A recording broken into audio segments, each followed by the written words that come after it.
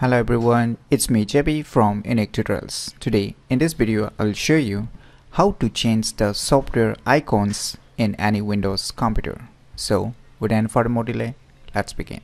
So you can see here on my Windows desktop, you can see a tons of software icons, right? So how you can change each one of them. So for this you don't need any third-party softwares, you can do it by the inbuilt features itself. So say I want to change the software icon of this Google Chrome browser.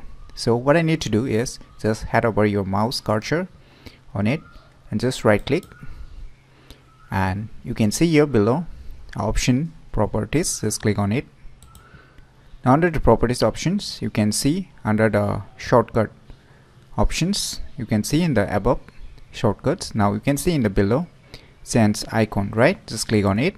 Now you will see a tons of icons available for it. You can just select it and you can click on OK and click on apply, click on continue.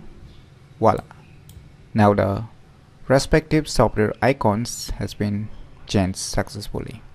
In this way you can change any software icons in any Windows computer, and if you want to add more icons, then you can see here browse, you can locate to the folder where you have different icons that you have downloaded from different websites, and I will highly recommend to download the .ico file. So it may not support the PNG or SVG files, so if you want to download the icon packs, like any icon packs, then I will highly recommend to download that with the extensions .ico. So you can see on the right side icon files. .ico means the icon files. So if you have downloaded from the third-party websites, then you can still use that icons along with it by going to this browse option. So if you want to restore it back, just select the original icon and just click on OK and click on apply, click on continue. Now it will revert back to the original or the default icon.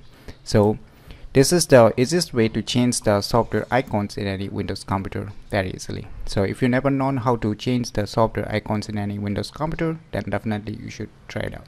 So if you find this video tutorial useful, click on the thumbs like button, and if you're new to our channel, click on the subscribe button, and lastly, thanks for watching.